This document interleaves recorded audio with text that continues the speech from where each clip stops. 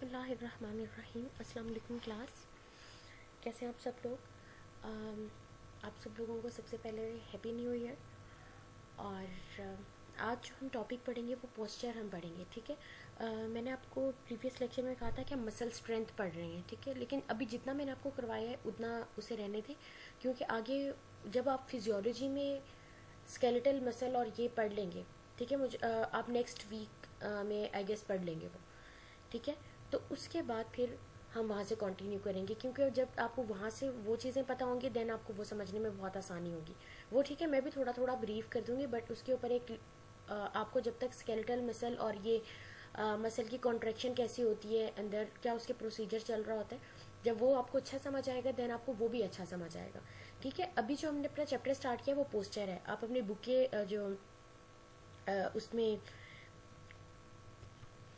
उसमें से देख लेंगे, जो आपका कॉन्टेक्स्ट होता है उसमें से देख लेंगे आपका जो पोस्चर है वो वाला हमने चैप्टर स्टार्ट किया, ठीक है।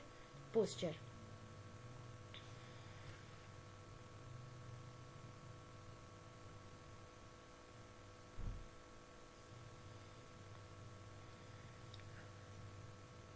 पोस्चर क्या है? पोस्चर है body alignment, arrangements of parts of the body, ठीक है। आपकी लाइन ऑफ ग्रेविटी कैसे पास हो रही है, जिस तरह हमने अपने फर्स्ट चैप्टर में आपको बताया था कि लाइन ऑफ ग्रेविटी जब हम खड़े हुए हैं और हम इंटीरियर और पोस्टीरियर व्यू में देख रहे हैं, यानी कि यहाँ हम आगे से देख रहे हैं, यहाँ हम पीछे से देख रहे हैं, तब लाइन ऑफ ग्रेविटी कैसे गुजरती है? वर्टेक्स में से गुजरती है, देन आपके सेकंड सर्वाइकल वर्टिब्रा में से गुजरती है, ठीक है, और देन आपके जो दोनों पाँव के दरमियान में आ जाती है, ठीक है, बेस ऑफ सपोर्ट दरमियान में आ जाती है।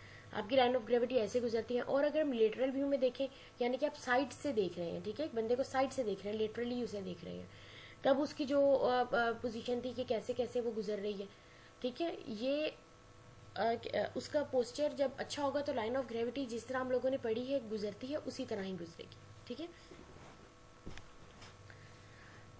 नेक्स्ट अपने लेक्चर में एक दफ़ा मैं लाइन ऑफ ग्रेविटी का वो वाले जो प्रीवियस लेक्चर में से हमने पढ़ा था वो भी चीज़ें डाल दूंगी, ठीक है। तो वो क्या है? ये पोस्चर है। जिस तरह भी हम बैठे हैं, हम चल रहे हैं, खड़े हैं, हमने एक पोस्चर अडॉप्ट किया होता है। किसी का वो पोस्चर गुड होता है, अच्छा है, ठीक है, जिसमें आपके मसल्स लीस्ट स्ट्रेन और स्ट्रेस के अंदर हैं और सपोर्ट कर रहे हैं आपकी बॉडी को, बॉडी पार्ट्स को, वो आपका गुड पोस्चर है।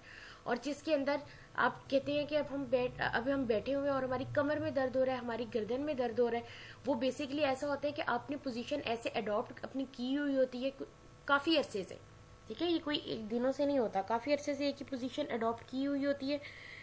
उस वक्त आपको वो दर्द नहीं हो रहा होता उस वक्त, लेकिन आहिस्ता आहिस्ता जब आपके जॉइंट पे स्ट्रेन डल डल के आपके मसल्स पे स्ट्रेन और स्ट्रेस इतना कांस्टेंट किस्म का डलता रहता है और उसके बाद क्या होता है, आहिस्ता आहिस्ता वो फटीग हो जाते हैं, अपना काम करना छोड़ जाते हैं, फिर सही तरीके से, मतलब छोड़ते तो नहीं है बिल्कुल, बट अपने काम को सही एफिशिएंटली वो परफॉर्म नहीं कर सकते, ठीक है। फिर आपके ये दर्द भी होते हैं, गर्दन में भी दर्द होते हैं, फिर आपके कमर में भी दर्द होता है, फिर ये सब चीज़ें तब होती हैं, ठीक है। So changes with the position and movements of the body throughout the day and throughout the life, ठीक है। ये जो पूरी लाइफ हम चलते फिरते रहते हैं, हम कोई भी काम कर रहे हैं, हमने एक पोस्चर उसमें अडॉप्ट किया होता है, ठीक है, सारा पोस्चर रिलेटेड होता है। Postural alignment starts its development from early period of life with the development of spine and its curvature, ठीक है।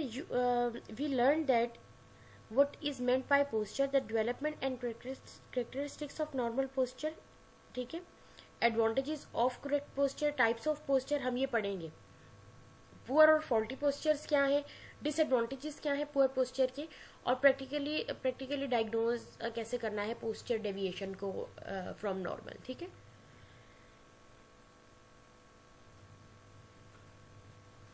अच्छा, अब देखिए डेवलपमेंट पोस्चर की अलाइनमेंट कैसे स्टार्ट होती है, जो हमारी अर्ली स्टेजेस ऑफ लाइफ से ही स्टार्ट हो जाती है। जब एक बच्चा पैदा होता है तो उसकी जो सर्वाइकल स्पाइन है, ठीक है, जो उसका सर्वाइकल स्पाइन कह रही हूँ, जो उसकी स्पाइन है सारी, वो क्या होती है? सी शेप्ड होती है, ठीक है, इससे सी बना होता है। बाहर की तरफ कन्वेक्सिटी बाहर की तरफ, आप लोगों को मैं बता दूं कन्वेक्स और कनकेव का, वैसे आपको पता ही होगा, बट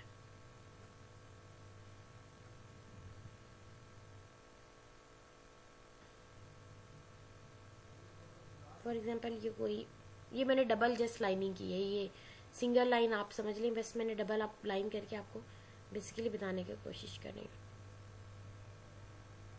ठीक है, अगर एक ये कोई चीज है तो ये वाली जो इसकी सरफेस है ये दिस इज कॉन्वेक्स, ठीक है, और ये जो अंदर से ये वाली सरफेस है कॉन्वेक्स, ये क्या है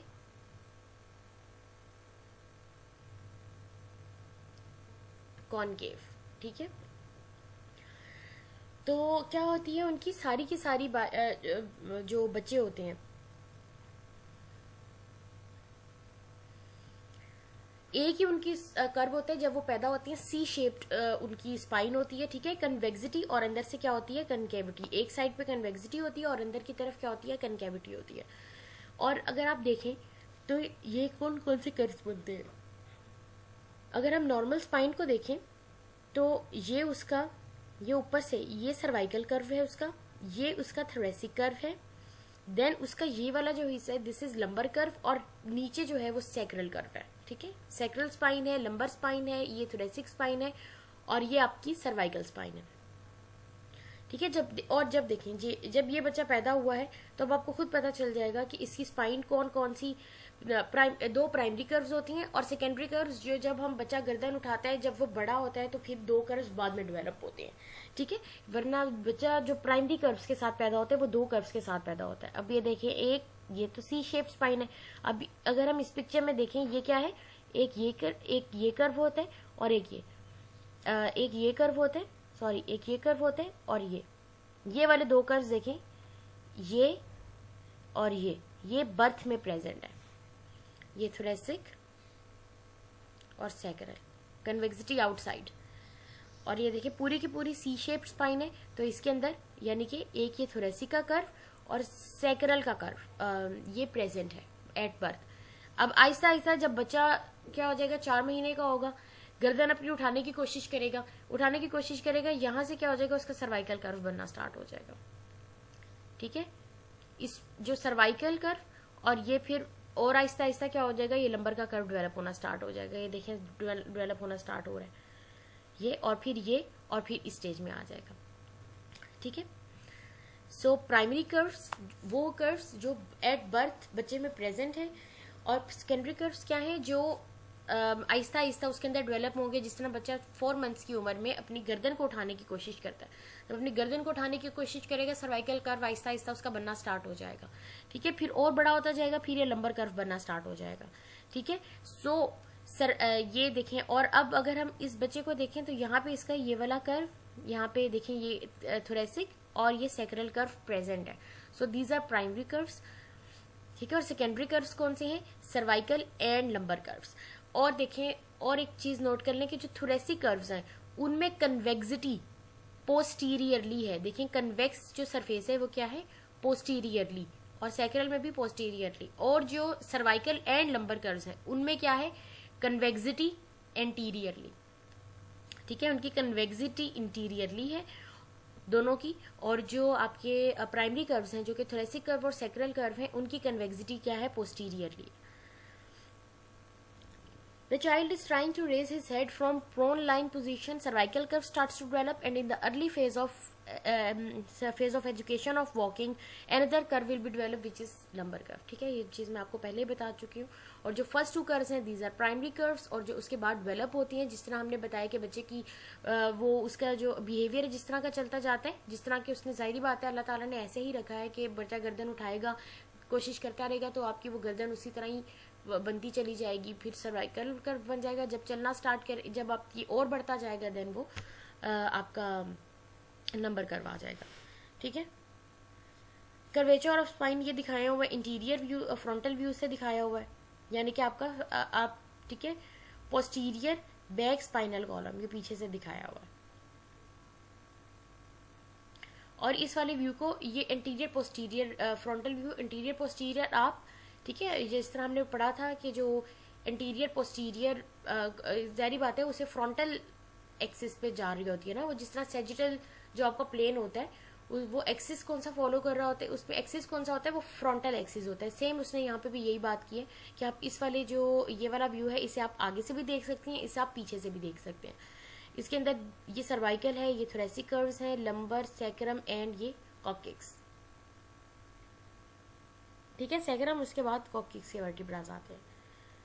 और ये उन्होंने सैजिटल व्यू दिखाया हुआ है जिसके अंदर इन्होंने प्राइमरी कर्व्स दिखाए हुए हैं। प्राइमरी कर्व्स हमें पता है कि कौन से हैं, और ये हमारे पास सेकेंडरी कर्व्स आ रहे हैं फ्रॉम सैजिटल व्यू। यानी कि अब हम क्या देख रहे हैं, सैजिटल व्यू अब हम साइड के व्यू से देख रहे हैं। ठीक है, सैजिटल व्यू से अब हम इसे वो कहाँ से देख रहे हैं, हम इसे लेटरल साइड से देख सकते हैं। अच्छा, गुड पोस्चर क्या है? Is the attitude which is assumed by body parts to maintain stability and balance with minimum effort and least strain during supportive and non supportive positions. ठीक है, आपके जो गुड पोस्चर है उसके अंदर आपके मसल्स, लिगामेंट्स और ये क्या है, लीस्ट स्ट्रेन के ऊपर है। ठीक है, उन्हें काम नो डाउट करना पड़ रहा है, लेकिन उतना ही जितना उनके ऊपर डाला गया उतना ही वो कर रहे हैं। उन्हें कोई एक्सेसिव किस्म का अपने बढ़ के काम नहीं करना पड़ रहा। ऐसा नहीं है कि फॉर एग्जाम्पल अगर एक बाइसेप्स का काम है कि उसने 60% वर्क करना है, तो अब उससे हम जब वो गुड पोस्चर में होगा तो वो उतना ही वर्क करेगा क्योंकि उतना उसके ऊपर अलाउड है। लेकिन अब जब आपका पोस्चर ठीक नहीं होगा, जाहिर बात है आहिस्ता आहिस्ता वो आप हैबिचुअल हो जाएंगे। शुरू में तो आपको दर्द नहीं होगा, ठीक है, जब आहिस्ता आहिस्ता आपके मसल्स फटीग हो जाएंगे, देन आपका क्या होता है बेसिकली, जब मसल्स आपके फटीग हो जाते हैं, जब पोस्चर ठीक नहीं होता, तो फिर आहिस्ता आहिस्ता क्या होता है, मसल से आपके लिगामेंट्स और बोन की तरफ डायरेक्टली जोर डलना स्टार्ट हो जाता है, जिसकी वजह से पेन आप लोगों को स्टार्ट हो जाता है। ठीक है, फिर आप कहते हैं नहीं नहीं हमें तो हड्डी का दर्द हो रहा है बेसिकली, और ये वो असल में पीछे जो सब कुछ सिलसिला चल रहा होता है वो सारा क्या हो रहा होता है, वो आप बहुत आहिस्ता आहिस्ता, लेकिन हर दर्द की नहीं, मैं जस्ट पोस्चर रिलेटेड पेन की बात कर रही हूँ, वो पोस्चर आप लोगों का ठीक नहीं होता। ठीक है, so good posture is the attitude which is assumed by body parts to maintain stability and balance. आपका गुड पोस्चर होगा, आप स्टेबल भी होंगे, आप बैलेंस्ड भी होंगे। कोई ऐसा नहीं है कि अगर बंदा आपको आराम से धक्का देगा, अगर आपको पोस्चर ठीक नहीं होगा तो आप गिर जाएंगे, लेकिन अगर आपका पोस्चर अच्छा होगा तो आप कुछ ना कुछ रेजिस्ट करेंगे। अपना जिस तरह कोई धक्का देगा फौरन से अपना एक पाँव आगे रख लेंगे कि नहीं मैं अपने आप को बचा लूँ गिरने से। ठीक है, तो बैलेंस भी अच्छा होगा और आपका वो स्टेबिलिटी भी अच्छी होगी। ठीक है, state of muscular and skeletal balance which protects the supporting structures of body against injury and progressive deformity. ठीक है, तो गुड पोस्चर में जो आपका मस्कुलर और स्केलेटल यानी कि आपके मसल्स और बोन्स का जो आपस में एक बैलेंस बना हुआ होता है, जो कि फिर प्रोटेक्ट कर रहा होता है आपके supporting structures against the injury.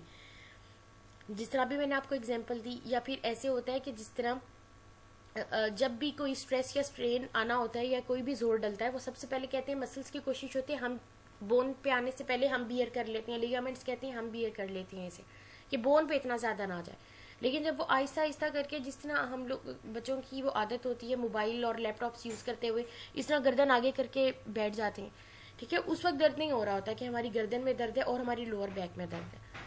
वो फिर क्या होता है, जब आपको 5-6 महीने इस तरह ही कॉन्स्टेंटली आपका यही पोस्चर बना हुआ है और आप उसके बाद 4-5 महीने बाद फिर आपके क्या होता है, जब अब क्या होता है आपकी जो बोन है जिस तरह का आपने उसे जिस तरह की उसे हालत में रखा है कि इस तरह ही गर्दन आगे करके बैठनी है, वो तो बोन है।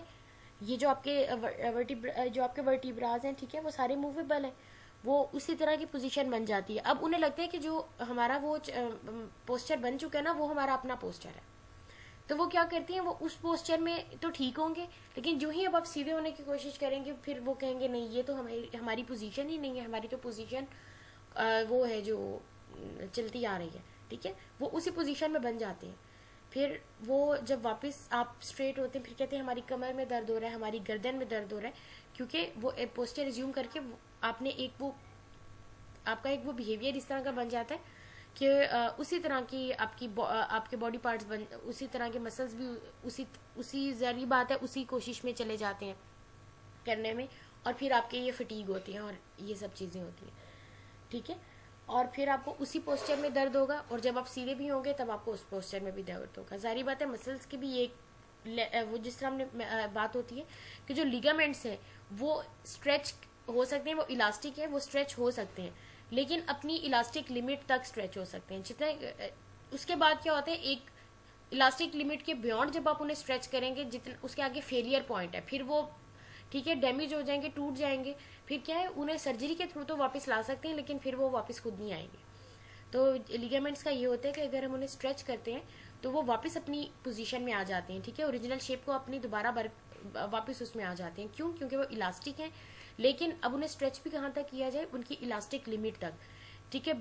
When you stretch then beyond their elastic limit तो फेलियर पॉइंट आ जाता है। ये हमने ये स्ट्रेस और स्ट्रेन में आपको बताया भी था, उनमें फेलियर पॉइंट आ जाता है। जाहिर बात है फिर एक प्लास्टिक रीजन होता है जिसमें वो टूट जाता है, ठीक है, तो जाहिर बात है लिगामेंट रप्चर हो जाएगा, फिर वो खुद नहीं वापस आएगा, फिर आप उसे खुद ही वापस लाना पड़ेगा सर्जरी के थ्रू, ठीक है। तो सारी चीजें, खैर ये तो एक अलग टॉपिक है, लेकिन ये सब कुछ मैं आपको ये बताना चाह रही हूँ कि ये पोस्चर से रिलेटेड कैसे कैसे ये सारी चीजें होती हैं, ठीक है। आपका गुड पोस्चर क्या है? जब आपके मसल फंक्शंस मोस्ट एफिशिएंटली और उन पे स्ट्रेस और स्ट्रेन कम होगा, लीस्ट होगा और वो सपोर्टिव होंगे।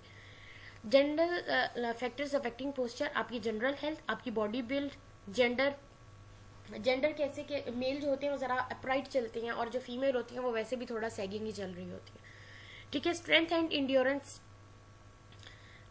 स्ट्रेंथ जो है और इंड्योरेंस, इसका हम पढ़ेंगे, बट अभी मैं आपको ये बता देती हूँ स्ट्रेंथ क्या है। फॉर एग्जाम्पल एक स्ट्रेंथ ये है कि अगर मैंने 10 kg का वेट, ठीक है, एक ही दफा में उठा लिया, दिस इज स्ट्रेंथ, ठीक है, कि हाई वो है उसकी, ठीक है, मैक्सिमम जो मैंने वेट है वो विद 1 रेपिटेशन उठा लिया, ठीक है, 1 रेपिटेशन एक ही दफा में उठा लिया, दिस इज जो है ये क्या है, मेरी मस्कुलर स्ट्रेंथ है। कि अगर मैंने एक हाई वेट है, ठीक है, एक वेट को और 1 रेपिटेशन मैक्सिमम एक ही दफा में उसे उठा लिया, ये स्ट्रेंथ है। और इंड्योरेंस क्या है? अब 1 kg का वेट मैं उसे 10 टाइम्स उठा रही हूँ, ठीक है, उसमें क्या है उसकी तो अगर 1 kg का वेट है और मैं उसे हाई रिपीटिशन, ठीक है, और मिनिमम आपका वेट है, दिस इज इंड्योरेंस, ठीक है। फिर आहिस्ता आहिस्ता जब इंड्योरेंस स्टार्ट वो बेहतर होती जाती है, देन आप उसे 2 kg पे कर लेते हैं, फिर 3 kg पे चले जाते हैं, ठीक है, फिर ओवर टाइम वो आप करते रहते हैं। So muscular strength is the amount of force you can put out और the amount of weight you can lift 1 repetition maximum, ठीक है, एक ही दफा में उठाना है। और इंड्योरेंस क्या है कि जो आप आप उसकी हाई रिपीटिशंस कर रहे हैं, ठीक है, और आपका लो रेजिस्टेंस है, low resistance and high wait, resistance भी वेट ही हो गया ना, ठीक है, वो एक ही बात हो गई। तो लो रेजिस्टेंस और हाई रेपिटेशन और विदाउट बीइंग एग्जॉस्टेड, ठीक है, आपने थके बगैर आप जो उठा रहे हैं, दिस इज इंड्योरेंस, ठीक है। फिर काइनेस्थेटिक अवेयरनेस, ये आपके पोस्चर की वजह से काइनेस्थेटिक, ये भी मैं अभी आज के लेक्चर में तो नहीं, बट मैं आपको ये बताऊंगी क्या होती है काइनेस्थेटिक अवेयरनेस। फिर personal habits, demands of the work place, social and cultural traditions, ठीक है, ये इन पे भी डिपेंड करते हैं सारी चीजें बहुत सी।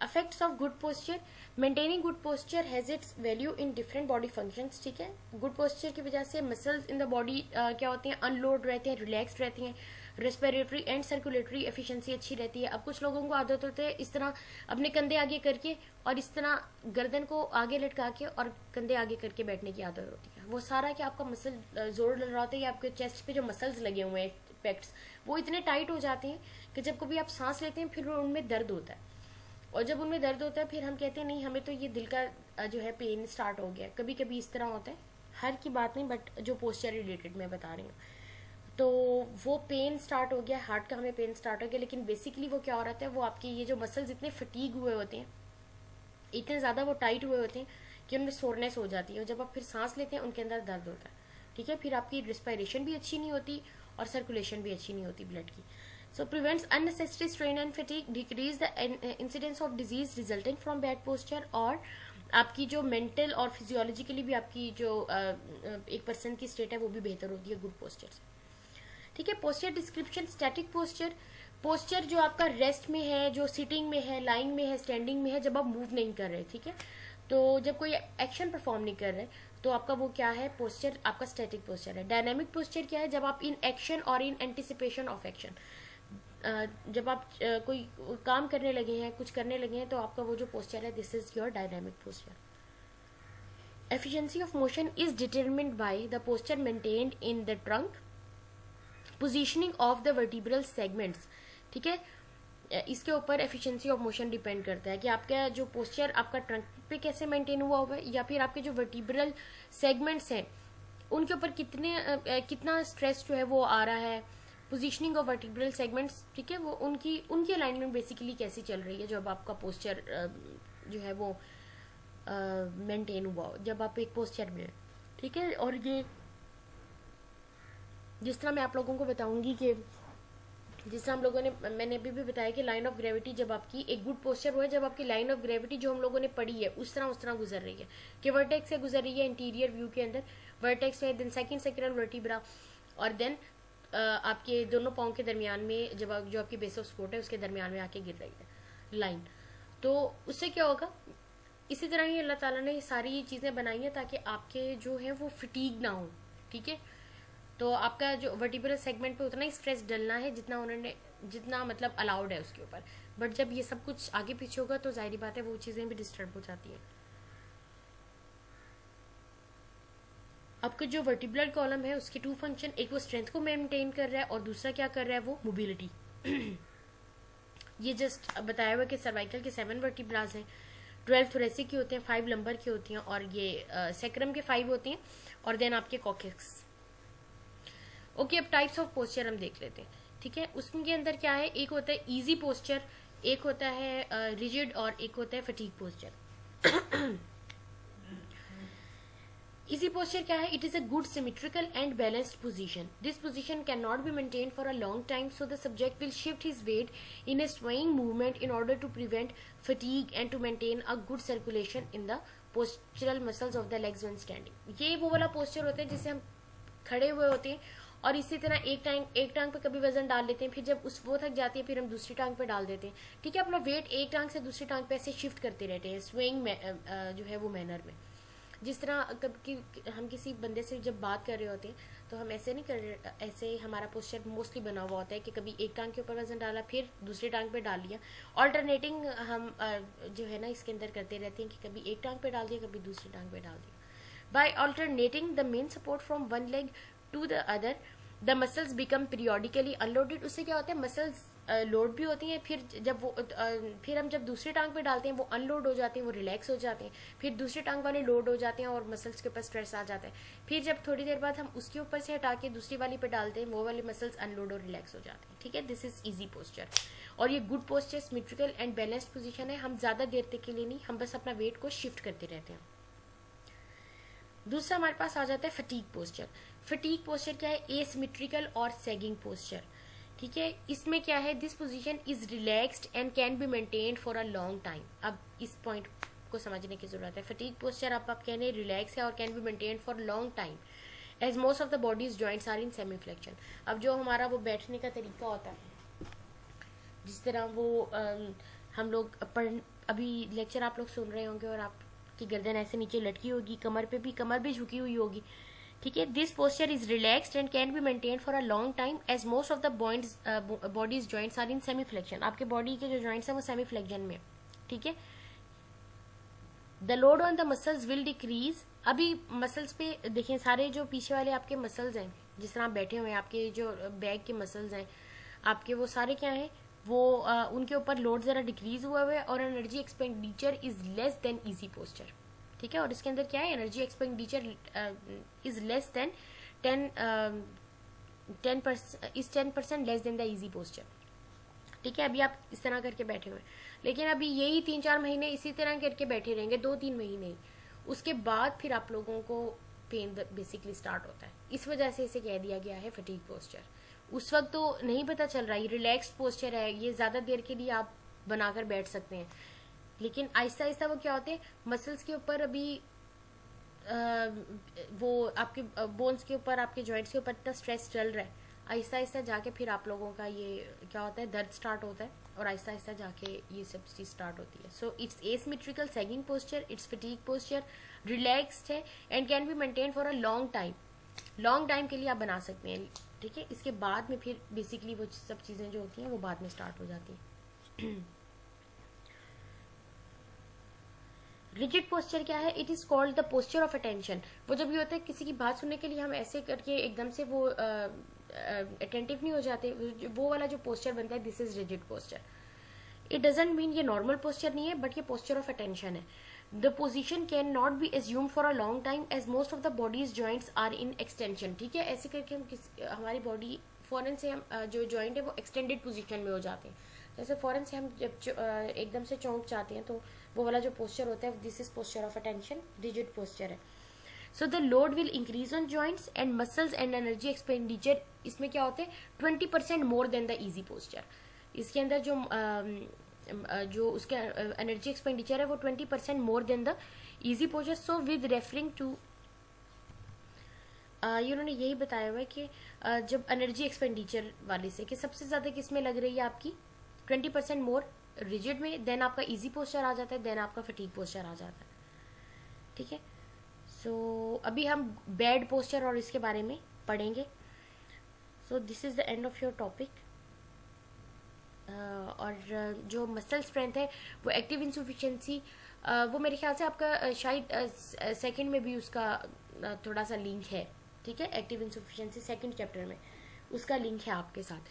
बट अभी मसल स्ट्रेंथ को हम आगे स्टार्ट करेंगे जब आप वो फिजियोलॉजी का पढ़ लेंगे अपना, जब आप स्केलेटल मसल और ये स्लाइडिंग फिलामेंट थ्योरी वगैरह सब चीज़ें पढ़ लेंगे, उसके बाद फिर हम वो स्टार्ट कर लेंगे। अभी हम पोस्चर स्टार्ट करते हैं और उसके बाद हम देखेंगे हमने कौन सा स्टार्ट करना है। अभी जहाँ से एक्टिव इंसुफिशियंसी पैसिव इंसुफिशियंसी जितना है वो आप करें, जो मैंने आपको लेक्चर में बताया है, जो आपको मैंने एक वीडियो सेंड की थी, ठीक है, वो भी देखें, उस वीडियो को भी देखना और अपनी बुक को भी पढ़ा करें, ठीक है। बुक को ही पढ़ना है आप लोगों ने। अभी तो आप लोगों का जो फर्स्ट सेमेस्टर का सिलेबस है काइनेसोलॉजी का, वो इतना ज़्यादा नहीं है, ठीक है, वो बहुत ज़्यादा नहीं है। जिस तरह आप लोगों का एनेटमी का सिलेबस होगा, फिजियोलॉजी का, उससे आपका कुछ कम ही है ये सिलेबस। तो और बुक भी आपकी इतनी बड़ी नहीं है, ठीक है। अभी तो थोड़ा सा जब आप आगे जाएंगे तो मैं आप लोगों को डिफरेंट बुक्स में से बताऊंगी, एक बुक बताऊंगी, उसके अंदर से आप लोगों ने पढ़ना है, या फिर उसकी आपको पीडीएफ फाइल या उसकी पिक्चर्स आपको सेंड करूंगी बीच में कुछ टॉपिक्स की, जिससे आप लोगों ने पढ़ना है, ठीक है। So this is the end of your lecture.